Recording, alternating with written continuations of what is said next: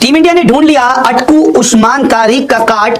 अब कोलंबो में team India नए तरीके से लगाएगी उस्मान की बाट। जी हां, 15 फरवरी को भारत और पाकिस्तान का महामुकाबला कोलंबो में होने वाला है, लेकिन इस महामुकाबले से पहले उस्मान तारिक को लेकर अलग सा घमासान मचा हुआ है। एक नया एक्शन लेकर आए हैं, साइड ऑन गेंदबाजी करते हैं, अटक अटक की गेंदबाजी करते हैं, 2 सेकंड का पॉज लेते हैं और इस गेंदबाजी एक्शन ने खूब सुर्खियां बटोरी।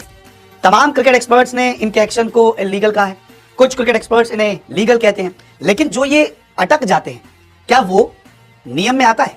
क्या अटकना गेंदबाजी का जो पूरा समीकरण है उसके लिए सही है? क्या अटकने से बल्लेबाज को दिक्कत नहीं होती? बिल्कुल होती है। जब आप एक फ्लो में गेंदबाजी करते हैं तो बैट्समैन जो है आप पे कॉन्सेंट्रेट करता है, ध्यान लगाता है, लेकिन अगर आप रुक जाएंगे तो बैट्समैन भी रुक जाता है।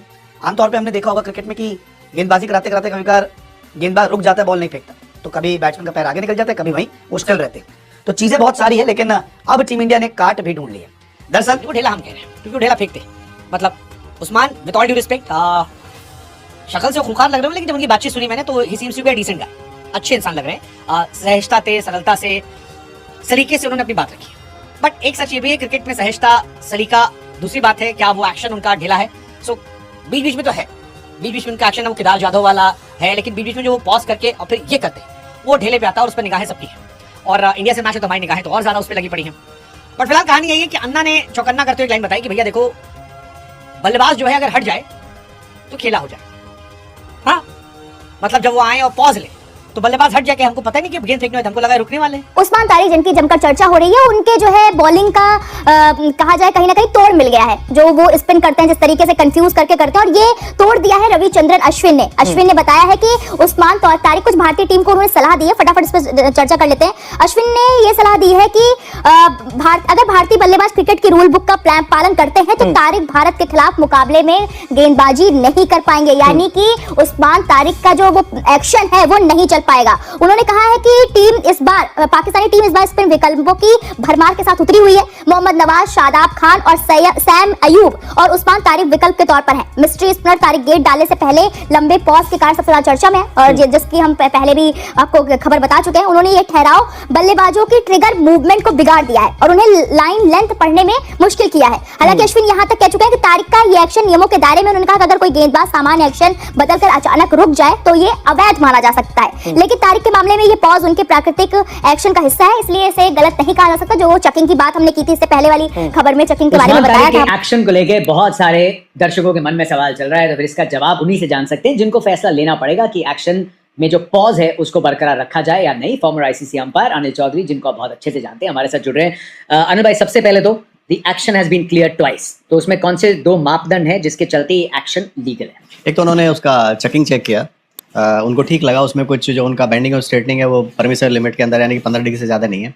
उनका रिलीज पॉइंट शोल्डर से ऊपर है, तो वो भी प्रॉब्लम नहीं है। प्रॉब्लम पॉज वाली है। पॉज वाली पे आता हूँ। प्रॉब्लम क्योंकि एक तो आप उनका जब बॉडी का स्ट्रक्चर देखते हैं, बहुत गेंदबाज शायद ये ना कर पाए क्योंकि खड़े खड़े उतना मोमेंटम जनरेट करना आसान नहीं, लेकिन बड़े ऊंचे कद के हैं, उंगलियों में बहुत ताकत है, and he just stands and generates all the power. Sideline cut नहीं होती, क्या उसका कोई रिस्क है? बहुत बारीकी से उन्होंने उस जंप को टाइम किया। उनका जो डिलीवरी स्ट्राइड है वो अंदर से ही है, वो आते बाहर से हैं, लेकिन डिलीवरी स्ट्राइड ही कंसीडर होता है, तो वहाँ रिटर्न क्रीज कट नहीं कर रहे हैं, बहुत ध्यान से हमने देखा।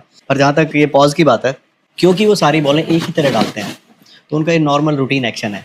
प्रॉब्लम तब आएगी जतिन जब किसी दिन बिना पॉज के डाल देंगे, वो डिसेप्शन होगा। तो अगर वो पॉज नहीं करते, अब अंपायर तो सामने देख रहे हैं, क्या स्क्वायर लेग अंपायर का कॉल होगा या उसमें बैटर को अपनी मदद करनी पड़ेगी टू ब्रिंग द अंपायर? दोनों ही बातें होंगी। Square leg umpire generally follow करते हैं, क्योंकि स्क्वायर लेग अंपायर को बड़ी चीज़ें देखनी होती हैं, आप उसका आर्म भी देखना होता है और रहता है फ्रेम में रहता है बॉलर।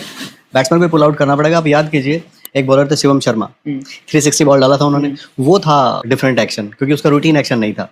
अगर वो 6 की 6 बॉल ऐसे डालेंगे तो उनका भी लीगल है। और ऐसे आप रसल का याद कीजिए एक्शन आईपीएल में, वो आए थे, रुक गए थे, फिर डाला था, वो था डिसेप्शन। या तो वो सारी बॉलें ऐसे ही डालें। अब ये क्या करते हैं जनाब, ये सारी बॉलें एक तरह डालते हैं। अभी हमने जो पॉज टाइम करने का प्रयास हुआ था ब्रॉडकास्ट पे, 1 सेकंड और कुछ मिली सेकेंड्स के आसपास का ये पॉज है। अगर ये पॉज लंबा हो जाता है तो 2.25, 2.5 मतलब 3 सेकंड के आसपास, आप सोच भी नहीं सकते। But just for argument sake, अगर ये पॉज बहुत एक्सटेंड कर देते हैं, कम कर देते हैं, तो आपने कहा कि अगर बिना पॉज के डालते हैं तो अंपायर्स कैन ऑब्जेक्ट, लेकिन अगर इस पॉज को बहुत लंबा कर देते हैं, then what can the batter do, और अंपायर्स क्या करेंगे? That is again change is routine. So वो भी ऑब्वियस चेंज होने की वजह से वो भी उसी कैटेगरी में आएगा। तो ये जो पॉज है टेक्निकली मोरलेस सेम रहना चाहिए, हालांकि मैनुअली कभी भी एक जैसा नहीं हो सकता, जरूर सेकंड्स का फर्क आएगा, माइक्रो सेकंड्स का, बट अगर ऑब्वियस चेंज हुआ तो I think batsman should pull out, then umpire will consider it. अगर बैटर पुल आउट करता है एक बार और अंपायर को लगता है कि रूटीन एक्शन नहीं है और उतना ज्यादा पॉज नहीं है, तो क्या फिर बैटर को भी वार्निंग दी जा सकती है? वेरी इंटरेस्टिंग, आप कहाँ से ला रहे हो सवाल ये? सर आधे घंटे से डिस्कस कर रहे हैं। उसमें ये भी नौबत आ सकती है कि अगर अंपायर्स को लगे, क्या होगा कि जनरली दोनों अंपायर भी बात करेंगे, टीवी अंपायर भी इंटरवीन करेगा, और अंपायर को लगेगा सब कुछ वैसा ही है, कुछ मेजर चेंज नहीं है एक्शन में, उल्टे बैट्समैन को वार्निंग हो जाएगी टाइम वेस्टिंग की। ऑफ कोर्स पहली बार फ्रेंडली वार्निंग होगी, लेकिन अगर बैट्समैन फिर भी नहीं माने तो उनको ऑफिशियल वार्निंग भी हो सकती है टाइम वेस्टिंग की। Wow, that's how it is. मतलब रूटीन एक्शन की तरह आपको समझना पड़ेगा। My last question to you is, हम शोल्डर के ऊपर रिलीज पॉइंट की बात कर रहे हैं, नेकेड आई से शायद हमेशा पता ना चले, ये साइड लाइन की जो कटिंग है और जो रिलीज पॉइंट है, क्या थर्ड अंपायर इसको टेक्नोलॉजी के जरिए हर गेंद पे इज दिस बीइंग इवैल्यूएटेड? क्योंकि जब आप नीचे से डालते हैं ऐसे, कई बार केदार जाधव भी किया करते थे, is it being checked every time कि शोल्डर के ऊपर से है या कभी नहीं है? देखिए, जितनी भी आपकी साइड कटिंग और फ्रंट फुट वाली है तो ऑटोनो बॉल में कवर होती है। हमने आईपीएल में रेयान पराग के साथ ऐसे ही किया था। हम लोगों ने टीवी अंपायर को बोला था कुछ भी ऑब्वियस लगे, कुछ भी लगे कि टाइट है तो हम तुम्हारे पास आ सकते हैं ऊपर, क्योंकि बहुत अलग तरह की नो बॉल है। और हमने 2-3 बार चेक किया, हमें थोड़ा ऊपर ही लगा वो।